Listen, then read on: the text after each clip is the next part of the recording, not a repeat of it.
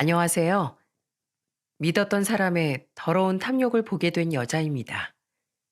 이 세상에 돈 싫어하는 사람이 있을까요?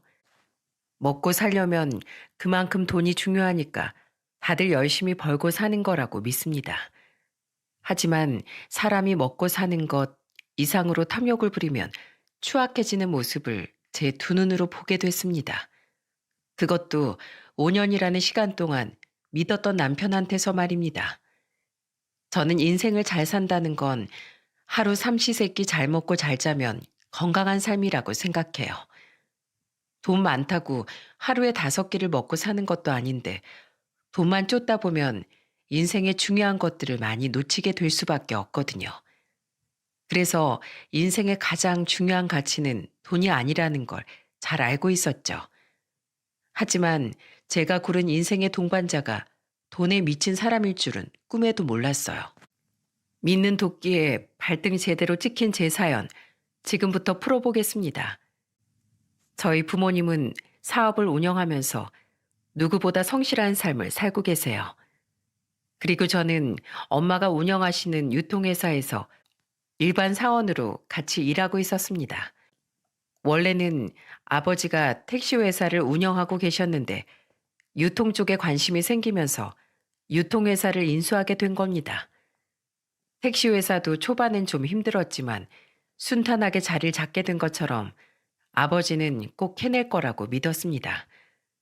그래서 아버지는 열정을 쏟으면서 꾸려나가셨어요. 물론 엄마가 운영하는 유통회사였지만 아무래도 아버지가 관리해주는 부분이 많을 때였습니다. 그래도 가족이 뭉쳐서 노력하다 보니까 점점 자리를 잡아가고 있었어요. 부모님 사업이 순탄하게 자리를 잡아갈 때쯤 이제는 아무런 고민이 없을 줄 알았습니다. 하지만 제 인생의 고민은 그때부터 시작됐어요. 제 나이가 30이 됐을 때 주변에서 소개가 들어왔습니다. 아버지 친구였던 분의 주선으로 저는 소개팅을 나갔던 적이 있었습니다. 소개 자리에서 만난 분은 평범한 회사원이었어요. 처음 만난 날 소개받은 분은 저한테 궁금한 목소리로 물었습니다. 부모님 회사에서 같이 일한다고 들었는데 힘들지 않으세요? 아무래도 집부터 회사까지 매일 같이 보니까 좀 힘들긴 해요. 그래도 부모님께서 공과사를 정확하게 선을 그으셔서 어려운 건 없어요. 제가 부모님과 일한다고 하자 소개남은 저를 신기한 듯 바라봤어요. 그래도 부모님과 일하는 제 상황을 이해해주고 존중해주는 것 같아서 좋았습니다. 그러다가 자주 만나게 되면서 연인이 될 뻔한 적도 있었어요. 대화도 잘 통하고 다 괜찮았던 소개남과 왜 연인으로 발전하지 않았는지 아십니까? 저를 집 앞까지 데려다 주다가 택시에서 내리시는 아버지와 딱 마주친 겁니다. 아무것도 모르고 아버지는 택시 운전석에서 내리시면서 저를 부르며 말씀하셨어요. 살아야, 지금 오는 거야? 아직 데이트 중? 데이트는 무슨 데이트? 하여튼 아빠는 좀 모른 척 지나가시지. 아이고, 내가 눈치가 없었네. 그럼 둘이 하던 얘기 마저 하고 와요. 아버지는 환하게 웃으며 집으로 들어가셨습니다. 저는 민망한 상황에 소개남을 보면서 말했어요. 미안해요. 아버지가 엄청 궁금해 하셨거든요. 놀란 건 아니죠? 상황이 당황스럽고 좀 놀랍긴 하네요. 그러셨어요? 미안해요. 아버지 퇴근 시간이랑 겹치는 바람에 그랬어요.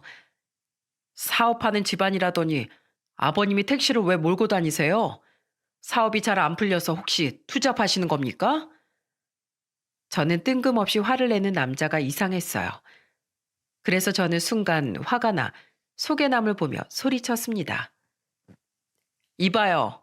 우리 아버지가 택시 운전하는 게 왜요? 사람이 살다 보면 택시도 몰 수 있는 거지. 뭐가 문제인데요? 범죄를 저지른 것도 아니고 정정당당하게 사는 게 뭐가 그렇게 당황스럽게 만들 일인데요? 당연히 문제가 되는 거죠. 사업하는 집안 딸이라고 하길래 돈 좀 있겠구나 싶었는데 택시가 말이 됩니까?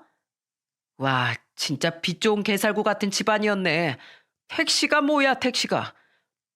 뭐라고요? 개살구? 지금 말 다 했어요? 그러는 그쪽은 뭐가 그렇게 잘나서 사람을 그런 식으로 개무시합니까?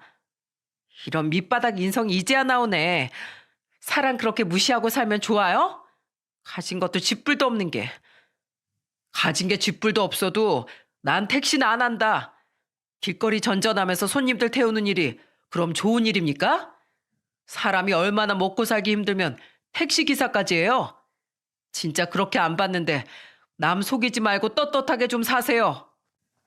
야, 됐다. 내가 너 같은 개차반 인성이랑 무슨 말을 하냐? 넌 계속 사람 보이는 대로만 보고 무시하고 살아. 사람이 깊이가 있어야지. 나이만 먹으면 뭐하냐? 나이는 어디다 먹었길래 생각이 있다위야. 나도 너 같은 놈 상종하기 싫거든? 그러니까 당장 꺼져. 간다 가. 에이 재수가 없으려니까 별게 다 꼬이네. 제가 화를 내자 속에 남은 괜히 화를 내더니 억울한 듯 가버렸습니다. 그날 저는 너무 황당해서 지금까지도 기억날 정도였어요. 잔뜩 화가 난 채 집으로 들어간 저를 보고 아버지는 놀란 얼굴로 물으셨어요. 살아야 무슨 일 있어? 왜 그렇게 화가 났어? 데이트가 마음에 안 들었어? 내가 아까 너 보고 반가워서 인사한 거야. 미안해. 아니야, 아빠. 오히려 나한테 인사해줘서 고마워. 아빠 덕분에 똥파리 제대로 걸러냈어. 똥파리 걸렀다니. 아니, 그게 무슨 말이야?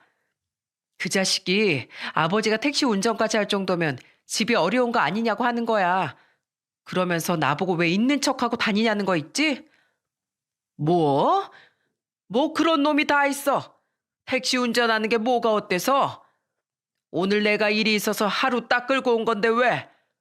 별 이상한 놈 다 보겠네. 지 차도 없는 게 어디서 택시를 무시해? 그러니까 아빠 아까 나한테 인사해줘서 고마워.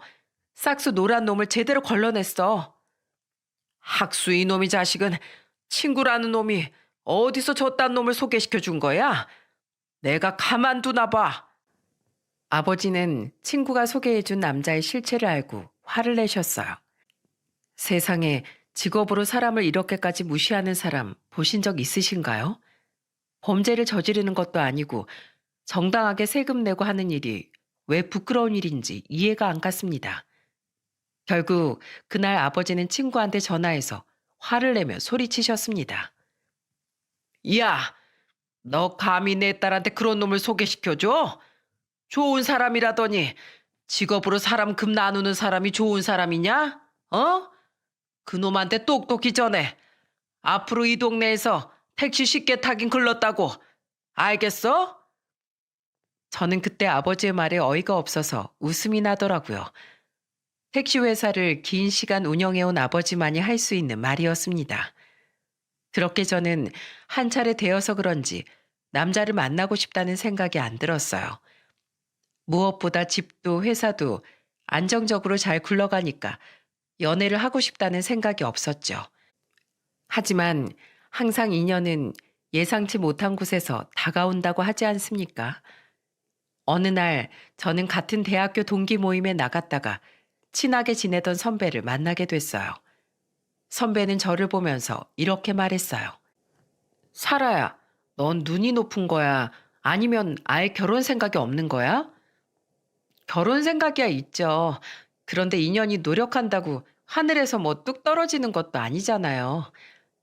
야, 인연도 노력해야 잡히는 거지. 회사랑 집만 왔다 갔다 하면 인연이 낄 틈이 없잖아. 뭐 틈을 줘야 인연도 생기는 거지. 그러지 말고 내가 소개해주는 사람 한번 만나봐. 나는 세상에 얘처럼 근면 성실한 사람 본 적이 없어. 어떤 사람이길래 그래요? 회사 다니면서 자격증 공부도 하지, 운동도 하지, 하루 24시간을 혼자 48시간처럼 사는 놈이라니까?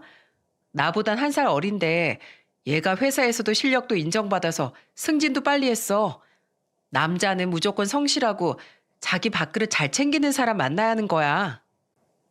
저는 선배의 말을 듣고 관심이 가긴 했어요. 회사 다녀보신 분들은 아시겠지만 일 끝내고 와서 공부를 한다는 게 쉬운 일은 아니지 않습니까? 게다가 승진도 일찍 할 만큼 실력도 있는 사람이라고 하니까 신뢰가 갔어요. 그렇게 저는 선배의 소개로 남자친구를 처음 소개팅 자리에서 만나게 된 겁니다. 분명 처음 만난 사이인데도 남자친구와 저는 몇 번 본 사이처럼 대화가 잘 통했어요. 오죽하면 남자친구가 저를 보면서 이런 말까지 했습니다. 우리 꼭 만난 적이 있던 것 같지 않아요? 대화가 너무 잘 되니까 신기해요. 그러게요. 저도 꼭 어디 모임에서 봤던 분인가 싶어요. 정말 신기하네요. 혹시 삼겹살 좋아하세요? 등산 좋아한다고 하셨으니까 주말에 등산했다가 삼겹살에 소주 한 잔 어떠세요? 저야 너무 좋죠. 저는 등산하고 먹는 고기를 제일 좋아해요. 우리 진짜 뭔가 있는 것 같아요. 저도 같이 등산하는 분들은 백숙에 막걸리 할 때 저만 삼겹살에 소주 찾았다니까요. 그럼 앞으로 등산은 저랑 가요. 너무 재밌겠네요. 같이 가주시면 저야 영광이죠. 취향도 입맛도 취미도 잘 맞는 사람을 만난 건 처음이었어요. 남들은 특이하다고 말하는 것들까지 잘 맞으니까 정말 운명인가 싶었죠. 그렇게 같이 등산도 다니고 맛집도 다니면서 저희는 부쩍이나 가까워졌습니다. 그러다가 자연스럽게 연인까지 발전하게 된 거예요. 평범한 회사원이었던 남자친구는 성격도 참 좋았어요. 그래서 연애 1년 차쯤 됐을 땐 아버지도 남자친구를 아들처럼 생각하실 정도였습니다. 한 번은 아버지와 남편과 같이 술을 한잔 하는데 아버지는 남자친구를 보면서 이런 말씀을 하셨어요. 내가 우리 현상일 보면 꼭 우리 아들 같아. 사람이 참 성실하고 바른 게 꼭 내 젊은 시절 보는 것 같단 말이야. 그러셨어요? 영광이에요. 저는 늘 아버님 보면서 나이 들면 꼭 저렇게 멋지게 사업해야지 다짐했었거든요. 사실 저희 아버지가 택시 운전을 하시면서 조금 힘들게 사셨어요. 그래서 꼭 사업으로 성공해서 효도하고 싶어요. 세상에 이런 기특한 생각을 하네. 아주 건실한 청년이야. 녀석도 참 말을 이렇게 잘하니까 내가 어디 미워할 수가 있겠어? 내가 아들이 둘이나 있지만 장남은 여기 있는 현상이 같다는 생각이 든다니까. 아주 우리 딸이 임자를 제대로 만났어. 아유, 과찬이세요. 저야 좋게 봐주시니까 자꾸 더 잘하고 싶나 봐요. 지금처럼 우리 사람만 행복하게 해주면 난 더 바랄 게 없어. 더 잘하려고 애쓰는 것보다 지금처럼 잘 지내는 것도 중요해. 네, 명심하겠습니다. 저는 아버지와 잘 지내는 남편을 보면서 흐뭇했어요. 이렇게 가족이 되는구나 싶을 만큼 남편은 가족들한테 눈도장도 제대로 찍어놨어요. 그 후 저희는 연애 1년 반 만에 결혼 준비를 시작하게 된 겁니다. 그런데 그때 아버지는 저를 불러서 진지한 목소리로 말씀하셨어요. 살아야, 내가 택시회사 사장인 거 시댁에는 알리지 마라. 그냥 네 엄마랑 유통회사 같이 있다고만 하고 택시회사 이야긴 하지 마. 왜? 아버님 택시 운전하시는데 아빠가 도움이 될 수도 있잖아. 사돈끼리 괜히 눈치만 보이지. 아예 다른 일을 하는 것도 아닌데 사돈끼리 난감해지기 싫다. 그리고 지금 우리가 유통회사가 잘 되고 있잖아. 그러니까 택시회사 이야기는 하지 말어. 부담스러워 하셔. 아, 그럴 수도 있는 건가? 알겠어. 그럼 따로 말 안 할게. 아버지는 남자친구와 시댁에 택시회사를 숨기길 원하셨어요. 그래서 저는 남자친구한테도 택시회사 이야기를 하지 않았습니다. 아무래도 아버지 입장에서 불편할 수 있다는 생각이 들더라고요. 게다가 시부는 워낙 저를 위해 주시던 분이라서 부담이 될 수도 있을 것 같았어요. 그렇게 양가 부모님을 모시고 상견례를 하던 날에 분위기는 참 훈훈하고 좋았어요. 특히 예비 시부모님들께서 성품이 좋으신 게 말씀마다 느껴졌습니다. 좋은 분위기 속에서 대화를 나누던 중에 시부가 저희 아버지를 보면서 난감한 목소리로 말씀하셨어요. 아시는지 모르겠지만 저희 집이 형편이 넉넉한 편은 아닙니다. 들어보니까 유통회사를 운영하신다고 하시던데 저는 개인 택시를 운전합니다.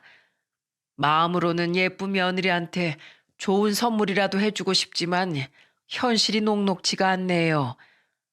그런 거 일절 신경 쓰실 필요 없으십니다. 애들이 자기들 모은 돈으로 살림 꾸리기로 했다고 들었어요. 그래서 저희도 불필요한 거칠애는 안 하고 그저 애들이 준비하다 어려운 게 있으면 도움 조금 정도만 할 겁니다. 그러니까 걱정 마세요. 그리고 이제 사이가 생기면 제 아들이나 마찬가지인데 그 정도 도움은 당연하죠. 아무 걱정 마십시오. 우리 애들 잘 살 겁니다. 그리고 자식 이만큼 키웠으면 부모 역할 다 한 거 아닙니까? 그래도 아들 장가 보내면서 제가 너무 아무것도 해줄 게 없으니까 이게 참 시아버지로서 미안하더라고요. 넉넉한 집안이었으면 우리 며느리도 귀한 보석 선물도 받았을 텐데요. 아유, 아닙니다. 아마 시간이 더 지나보면 아시겠지만 제 딸은 그런 거에 큰 관심도 없어요. 그러니까 아무 걱정 마세요. 시부는 넉넉한 형편이 아니다 보니까 해줄 게 없다면서 미안해했어요. 하지만 아버지는 그런 시부를 안심시키며 말씀하셨습니다. 그래서 저는 그때 시부를 보면서 말했어요. 아버님, 보석 같은 거 필요 없어요. 저도 일만 하다 보니까 부족한 거 많은데 실수하더라도 예쁘게 봐주세요. 우리 며느리가 실수는 무슨 실수? 아주 하는 게 다 야무지고 예뻐서 우리 부분 뭐든 환영이야. 그러니까 아무 걱정 말거라. 아버님, 어머님도 아무 걱정 마세요. 저는 두 분께 열심히 배우면서 그저 잘 살고 싶어요. 저는 정말 결혼해서 그저 소소한 행복을 추구하면서 살고 싶었어요. 행복은 나누면 배가 된다는 말처럼 좋은 시댁과 남편을 만나서 가정을 꾸리면 정말 행복할 것 같았습니다. 그렇게 저와 남자친구는 양가 어른들의 축복 속에 결혼에 골인했어요. 하지만 결혼 생활이 제가 생각한 것처럼 순탄했다면 이런 사연도 안 보냈겠죠? 제 결혼 생활은 초반에는 정말 행복했어요. 근면 성실의 아이콘이라고 할 만큼 일에 열정적인 남편은 회사에 다니고 있으면서도 제가 아는 유통 쪽 일을 궁금해했어요. 그러면서 한 번은 남편이 저한테 이런 말을 했습니다. 여보, 장인어른 사업은 좀 어때? 당신 요즘 바빠 보이는데 일손 부족한 거 아니야? 아, 요즘 너무 바빠. 근데 또 사람을 새로 더 채용할 만큼 바쁜 게 아니라서 혼자 다 하고 있어. 당신도 힘들겠다. 그래도 쉬엄쉬엄 해. 몸 생각도 해야지. 그러게, 우리도 아이 계획 세우려면 나도 몸 관리 좀 해야 하는데 큰일이야. 아이? 당신 아이 빨리 낳고 싶어? 꼭 빨리 낳는다는 게 아니라 그래도 어느 정도 몸 관리를 해둬야 우리도 아이가 생기지. 뭘 그렇게 급하게 생각해. 지금은 일에 집중해. 아이는 천천히 가져도 되잖아. 남편은 아이 이야기가 나오면 단호하게 선을 그으면서 말했어요. 그러면서 일에 집중하고 아이는 천천히 갖자고 하는 겁니다. 그래서 그날은 저도 서운해서 남편한테 의아한 목소리로 물었어요. 당신은 우리 닮은 아이 안 궁금해? 난 우리 닮은 예쁜 아이 낳고 다복하게 살고 싶은데. 아니, 아이가 싫다는 게 아니라 난 그냥 준비된 상태에서 낳고 싶어서 그랬지. 우리 형 좀 봐. 부모님이 제대로 밥벌이 못할 때 나와서 완전 망난이잖아. 내가 살아온 환경이 이래서 그래. 나 좀 이해해줘. 저는 남편의 말도 이해가 가긴 했어요. 사실 시숙이 시댁의 유일한 오점이자 사고뭉치였거든요. 교도소를 안방처럼 드나드는 시숙은 술만 마시면 시부모 집에서 화를 내면서 소리쳤습니다. 이놈의 집구석은 왜 맨날 돈이 없어? 아빠, 말 좀 해보세요. 매일같이 일하면서 왜 그렇게 먹고 죽을래도 돈이 없냐고요? 시부는 그런 시숙의 말에 화를 내면서 말씀하셨습니다. 뭐야? 넌 동생 보기 창피하지도 않아? 네 동생은 다 알아서 벌고 잘 사는데 왜 너만 사람 구실도 못하고 사냐고? 이게 다 가난하고 무능력한 아빠 탓이잖아. 합의금 내줄 돈도 없고 그렇다고 사업하라고 사업자금 대줄 돈도 없으면서 왜 소리쳐? 그때 시모의 초대로 시댁에 갔다가 저는 깜짝 놀랐어요. 결국 남편이 시숙을 밖으로 끌어내면서 소리쳤습니다. 그만 못해? 여기가 어디라고 큰 소리야? 아버지가 대체 형한테 어디까지 해줘야 하는데 형이 집에서 해먹은 돈이 얼마인지는 알아? 그동안 해먹은 돈만 아꼈어도 우리 집이 이렇게 살지도 않았어. 당장 따라 나와. 나오라고. 야, 집구석 참 잘 돌아간다. 동생 놈이 형한테 소리나 치고 있고 이놈의 집구석은 돈도 없고 개념도 없어. 이거 놔. 놓으라고. 시숙은 안 나가려고 버텼지만 남편은 안간힘을 써서 끌고 나갔어요. 시숙이 나가자 시모는 한숨을 쉬면서 말씀하셨어요. 아휴, 내가 며느리 보기 창피해서 못 살겠어. 미안하다. 저는 시모의 말에 놀란 목소리로 말했습니다. 아니에요, 어머님. 아주버님이 저런 걸 어쩌겠어요. 괜히 우리 집으로 시집 와서 이런 꼴이나 보게 만들고 미안하다. 우리가 자식 교육이라도 잘 시켰어야 하는데 미안해. 저 정말 괜찮아요. 그래도 어머님, 제 남편은 반듯하게 잘 컸잖아요. 승진도 동기 중에 1등으로 하고 연봉도 오르고 이렇게 예쁜 아내도 얻었잖아요. 뭐? 내가 아주 며느리 때문에 웃는다. 그래, 내가 둘째 아들 잘 키워서 이렇게 예쁘고 야무지 며느리도 다 보고 아주 복에 겨웠네. 그러니까 어머님 힘내세요. 저도 있잖아요. 저는 우는 시모를 달래주면서 말했어요. 고개를 떨구고 있던 시부도 저를 보더니 웃는 목소리로 말씀하셨습니다. 며느라, 고맙다. 항상 이렇게 밝고 긍정적인 모습으로 있어줘서 내가 너무 고마워. 앞으로도 이렇게 잘 있어주렴. 네, 그러니까 아버님도 항상 좋은 생각만 하세요. 그래야 더 좋은 일만 생기죠. 그날 시숙 때문에 어수선해진 분위기를 수습한다고 진땀을 뺐네요. 남편도 겨우 시숙을 진정시키고 집으로 돌아오는 길에 저를 보며 말했습니다.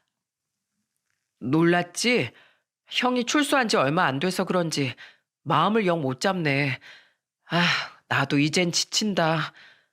시간이 약이겠지. 당신이 옆에서 잘 좀 끌어줘. 어머님 아버님도 걱정이 많아 보이시더라. 식구들이 형 때문에 마음 놓고 산 적이 없어. 난 이제 우리 집보다 처가댁이 더 편한 것 같다니까.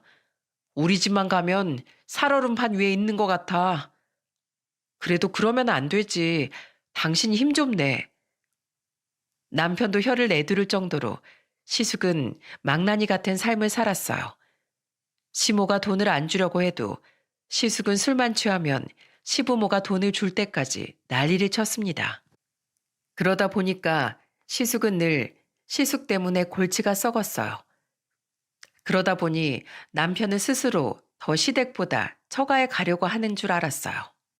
한 번은 설 명절에도 남편은 이런 말까지 할 정도였어요. 우리 이번엔 처가 먼저 가자. 어차피 가봐야 또 형이 난리 칠 텐데 그냥 가지 말까? 뭐? 그래도 설인데 가야지. 아주버님이 사고 치는 거랑 우리가 안 가는 거랑 무슨 상관이 있어. 가봐야 머리만 아프지 뭐. 오죽하면 내가 이러겠어. 나도 답답해서 그래. 그냥 처가 먼저 가자. 부모님껜 내가 잘 말할게. 저는 어느 순간부터 남편이 시부모님보다 저희 부모님께 더 잘하려는 것 같았습니다. 딸 입장에서는 그런 남편한테 불만은 없었지만 문제는 자꾸 시부모를 등한시한다는 거였어요. 설 명절 때도 단호한 남편 태도 때문에 저희 부모님 집으로 먼저 가게 됐습니다. 그런데 남편이 한 번 가니까 일어날 줄을 모르는 거예요. 그때 아버지가 남편한테 술을 한 잔 건네려고 했어요. 옆에 있던 남편이 술을 마시려는 걸 보고 저는 놀라서 말했습니다. 여보, 술을 마시면 어떡해. 아직 어머님 아버님께 못 갔잖아. 아, 참, 그렇지. 우리 그냥 이번 설에는 가지 말자. 어차피 내년에도 설날은 또 있는데 뭐하러 매년 가? 뭐? 그걸 지금 말이라고 해? 가서 얼굴이라도 비춰야지. 얼마나 기다리시겠어. 당신도 우리 집 가면 불편하고 피곤하잖아. 가봐야 뭐 떨어지는 것도 없는데 뭐하러 가? 저는 남편의 말에 너무 황당했어요. 그때 옆에서 듣고 있던 아버지가 남편을 보면서 단호한 목소리로 말씀하셨습니다. 지금 이게 무슨 소리야? 자네 부모님 뵈러 안 가겠다는 거야? 저희 형 때문에 집안이 좀 시끄러워서요. 그래서 설은 그냥 여기서 아버님과 어머님이랑 보내려고요. 저희 오늘 자고 갈게요. 누구 마음대로 여기서 자. 밥 먹었으면 가봐. 자식이 도리는 하고 살아야지. 형 때문에 집안이 시끄러우면 자네가 더 신경을 써야지. 이게 뭐 하는 거야? 저는 그냥 평소에 아버님께서 일도 많으시고 저희 집에 먹을 것도 자주 보내주시니까 감사한 마음에 더 오래 있고 싶어서 그랬어요. 자네가 나한테 잘한다 해도 달라지는 건 없네. 반대로 못하면 나도 실망하겠지. 그럼 자네 부모는 어떻겠나? 자네가 잘하면 더 좋아하시고 혹시라도 실수하면 자네 감싸주려고 하실 거야. 그렇게 아낌없이 주는 부모님을 안 뵙겠다는 게 말이 되나? 당장 가서 사돈댁에서 하룻밤 자고 집으로 가게. 남편은 한 소리 하는 아버지를 보면서 당황한 것 같았어요. 남편 입장에서 시숙이 힘들 수야 있지만 그렇다고 안 가겠다고 하는 건 제가 생각해도 선을 넘은 것 같았습니다. 그래서 결국 아버지한테 한 소리 듣고 남편과 시댁에 갈 수 있었어요. 그런데 분명 이때만 해도 처가 껌딱지가 되려던 남편은 어떻게 변했는지 아십니까? 그동안 남편이 저희 집에 집착했던 이유가 따로 있다는 걸 알게 됐어요.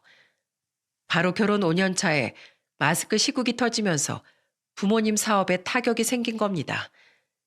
심지어 마스크 시국에 유통업이 타격을 입으면서 아버지 회사가 흔들리기 시작했어요. 그때 남편은 아버지 유통회사가 어렵다는 소식에 제일 놀란 목소리로 저를 보면서 말했습니다. 장인어른 사업 어려워지면 앞으로 어떡해? 그 연세에 어디 취업하실 수 있는 것도 아닌데 다른 방법이 없는 거야? 지금 우리만 힘든 게 아니라 다 힘드니까 그렇지. 그리고 지금 우리 아버지 일 못할까 봐 걱정하는 거야? 우리 아버지 회사 살리려고 얼마나 노력 중이신데. 난 그게 아니라 아버지가 오랜 시간 일궈오신 유일한 회사니까 그렇지. 왜 걱정해줘도 그래. 당신이야말로 회사에 더 신경 좀 써봐. 아니면 내가 아버님 회사에 가서 일할까? 당신이 우리 아버지 회사에 온다고? 그래. 아이, 나도 회사 생활 하루 이틀 한 것도 아닌데 일단 불러주면 할 일이 많을 수도 있지.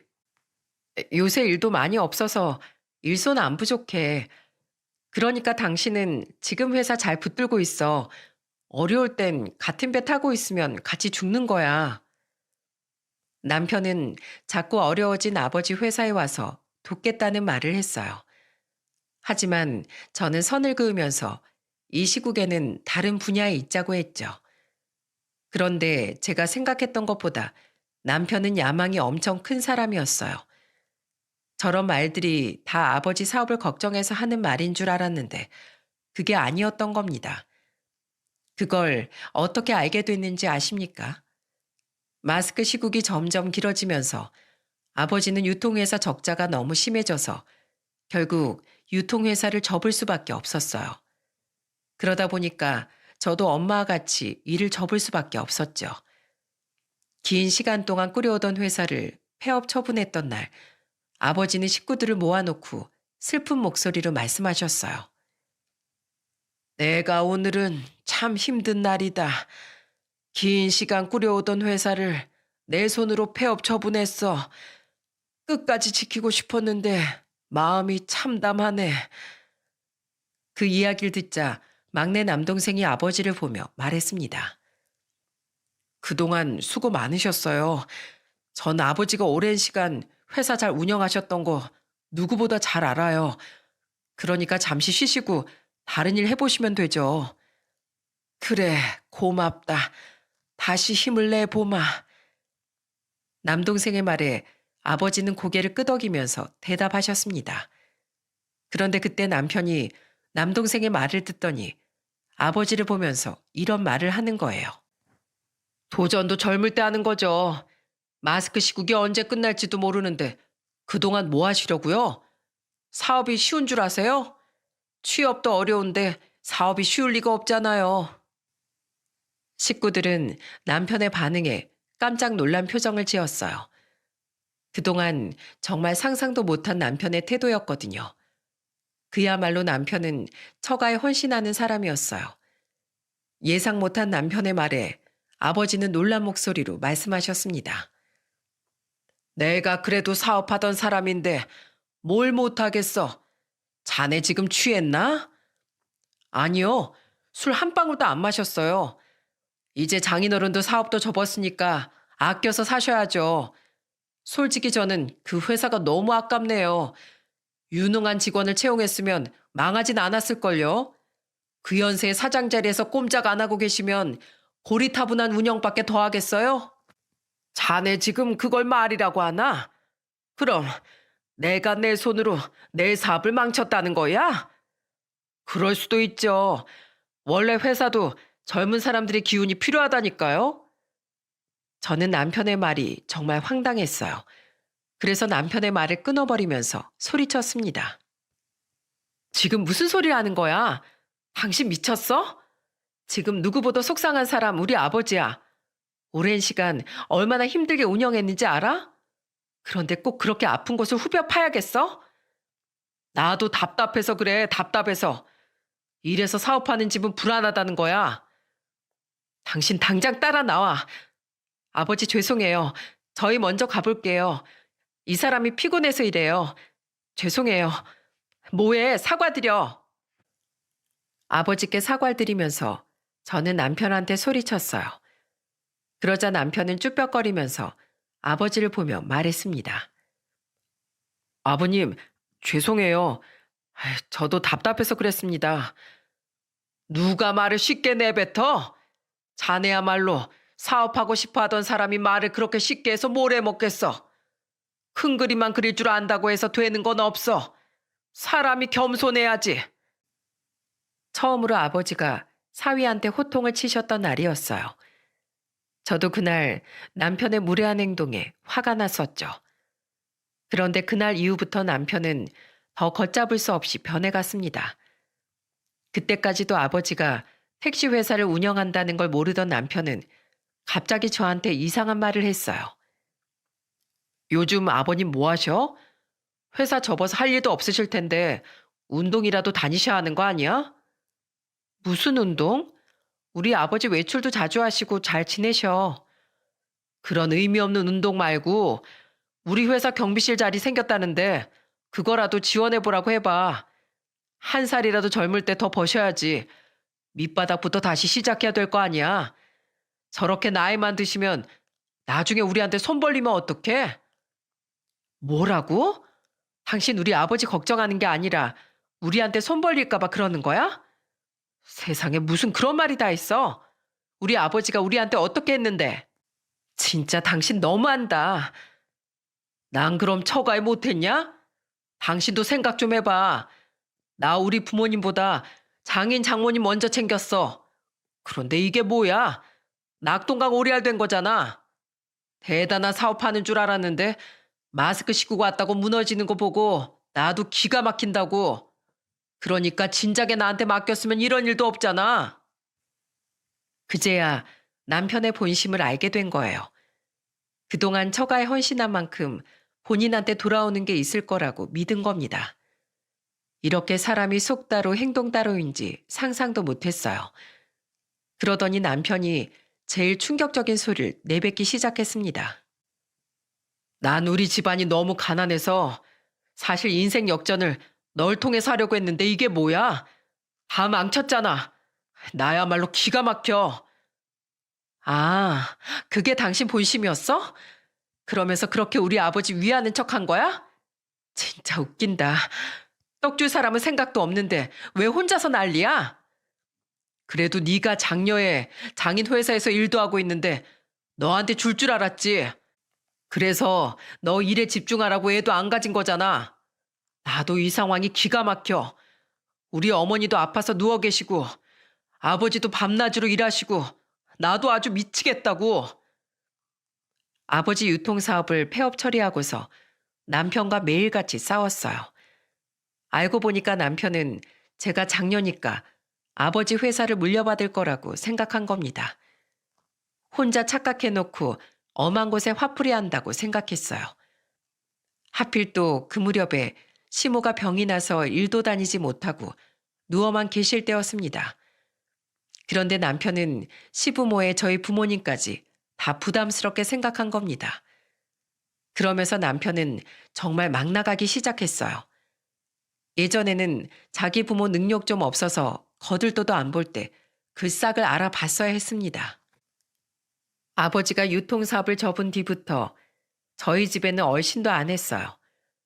그러다 추석 명절 당일 꼼짝도 안 하는 남편을 보면서 소리쳤습니다. 당신 얼른 일어나. 지난 명절에도 안 갔잖아. 뭐 하는 거야? 얼른 일어나서 세수라도 좀 해. 아, 뭐 좋은 거 본다고 가. 명절엔 좀 쉬자. 회사원은 쉬운 줄 알아? 원래 돈이 없을수록 안 보고 살아야 안 싸우는 거야. 우리 아버지가 회사 망했다고 당신한테 손 벌린 적 있어? 아니잖아. 그런데 왜 당신만 그렇게 자꾸 우리 집을 개무시하는 거야? 당장 일어나. 아, 진짜 더럽게 떽떽거리네. 털어서 돈 나올 것도 아닌 집에 뭐하러 가? 돈 없어서 서로 바가지만 긁고 싸울 게 뻔한데. 저는 남편의 말에 정말 큰 충격을 받았습니다. 남편의 성공에 대한 열망이 큰 줄은 알았지만 이 정도로 큰 줄은 몰랐어요. 솔직히 말해서 유통사업이 적자에 허덕이면서 친정에도 상당한 충격이 있긴 했어요. 하지만 워낙 자식들한테 손 벌릴 줄 모르는 분들이라서 아버지는 택시회사 운영에 힘을 쓰고 계셨어요. 하지만 문제는 요즘 택시회사 운영하는 게 예전처럼 이익을 많이 보는 것도 아니었습니다. 심지어 일하시던 택시 기사님들도 돈이 안 된다고 그냥 떠나시는 분들이 많았어요. 그러다 보니까 택시회사에 기사님 모으는 것도 힘들던 상태였습니다. 그저 올해 아버지가 쌓아온 택시회사 운영 경험으로 잘 헤쳐나가는 중이었어요. 그래서 남편이 아버지를 무시하면서 하는 말에 참을 수 없이 화가 났어요. 저는 아버지의 노고를 잘 알고 있었기에 마음 한구석이 짠했어요.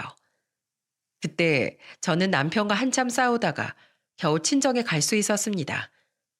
하지만 저는 남편을 끌고 친정에 간 걸 가장 후회했어요. 바로 큰 사건이 터지고 말았거든요. 제가 남편과 같이 오랜만에 명절이라고 찾아오니까 엄마는 반가운 목소리로 말하셨어요. 조서방 왔어? 올해도 바빠서 못 올 줄 알았는데 다행이네. 네, 뭐 그렇게 됐어요. 엄마가 반갑게 인사하는데 귀찮은 목소리로 말하는 남편을 보니까 어이가 없었어요. 남편이 아니라 7살짜리 애를 데리고 온 기분이었다니까요. 결국 민망해진 엄마는 어색한 미소를 하면서 주방으로 가셨어요. 그리고 오랜만에 명절에 다 모였다 보니까 엄마는 맛있는 음식을 잔뜩 준비하신 거예요. 아버지는 술을 한 잔씩 마시면서 엄마를 보며 말씀하셨어요. 당신 오랜만에 솜씨 발휘 좀 했네. 이러다가 식당 하나 차리겠어? 아유, 말도 하지 마. 식당은 무슨 식당. 우리 식구들이나 잘 먹고 잘 살자. 내년엔 더 잘 될 거야. 그래, 우리 가족들 밥 잘 먹고 내년엔 파이팅 해보자. 정신력만 있으면 못할 게 뭐 있어? 아버지는 결심하듯이 잘 될 거라면서 말하셨어요. 하지만 그때 옆에서 술을 마시던 남편이 산통을 깨면서 말하는 겁니다. 내년엔 잘 될 거라고 누가 장담해요? 아버님은 망할 줄 알고 망하신 겁니까? 남편의 말에 분위기가 싸해졌어요. 아버지는 들고 있던 술잔을 내려놓으면서 남편한테 소리쳤습니다. 또 그 소리야? 어떻게 사람이 말이야. 장인 장모가 사업 좀 망했다고 이렇게 태도가 달라져? 내가 사업 잘 될 땐 매일같이 내 눈치만 보던 사람이 왜 이렇게 변한 거야? 누울 자리를 보고 발을 뻗으라고 했어요. 에, 돈 좀 뜯어내려고 했더니 참, 아우, 속 터져 정말. 뭐, 뭐야? 지금 뭐라고 한 건가? 돈을 뜯어내? 저는 남편의 말에 입이 떡 벌어졌어요. 부모님은 물론이고 동생들도 남편의 충격적인 말에 말문이 막힌 겁니다. 그런데 그 상황에도 남편 놈은 당당하게 말하더군요. 저 도저히 안 되겠습니다. 그냥 이혼하겠습니다. 사업 좀 물려주면 애 낳고 잘 살아보려고 했는데 애 안 낳길 잘했지. 이렇게 쫄딱 망할 줄 누가 알았겠어요? 난 거지 같은 집구석이면 아주 지긋지긋하니까 이혼해. 술에 취해서 막말을 내뱉는 남편을 보면서 저는 화난 목소리로 소리쳤습니다. 당신 진짜 미친 거 아니야? 여기서 그런 말을 왜 해? 왜? 어차피 너랑 이혼하면 남남인데 여기서 왜 못하는데? 나 어차피 너 여자로 안 보였어.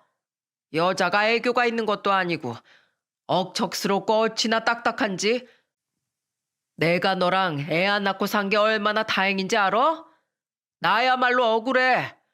5년 만에 처가가 쫄딱 망할 줄 누가 알았냐고. 나도 팔자 좀 피려고 했는데 내 앞길 막은 거야. 그때 내가 너 말고 다른 여자랑 결혼했어 했어.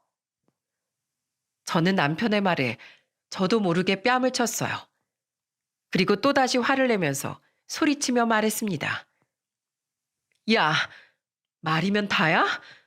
우리 아버지가 네 돈으로 사업한 것도 아니고 너한테 그런 소리 들을 이유 없거든? 그리고 뭐 이혼? 너랑 나랑 혼인신고 안 하고 산 세월이 지금까지 왔어. 헤어져. 어차피 갈라서면 나도 손해볼 거 없어. 너 같은 인성 쓰레기 상종도 하기 싫어. 야, 너 지금 나 쳤어? 그리고 뭐? 야, 이게 어디서 하늘 같은 남편한테 야라고 하는 거야? 남편이 큰 소리를 치면서 저한테 다가오던 그 순간 아버지가 자리에서 벌떡 일어나면서 소리치며 말씀하셨습니다. 그만 못해? 여기가 어디라고 큰 소리야. 둘이 갈라선다니까 내가 아주 듣던 중 반가운 소리네. 그럼 이제 남남이지? 아 참, 뭘 들으셨어요? 아저씨 딸도 갈라서겠다고 했잖아요. 이제 남남이잖아요. 일하고 싶으면 우리 회사 경비라도 해요. 바닥부터 시작해야 다시 사장님 소리 듣고 살죠. 내 일이 있는데 거길 왜 가? 내가 넌 줄 알아? 지금 제 앞이라고 자존심 부리는 거예요? 알량한 자존심이 밥 먹여주는 것도 아닌데 그냥 일자리 달라고 부탁 좀 하세요. 그럼 내가 예정을 생각해서라도 경비 자리라도 어떻게 부탁해보게요. 남동생들은 남편 놈의 도발에 화를 냈습니다. 그러자 아버지가 동생들을 말리면서 지갑에서 무언가를 꺼내셨어요. 그리고 명함을 남편 놈한테 건네면서 당당한 목소리로 말씀하셨어요. 이거 받아둬.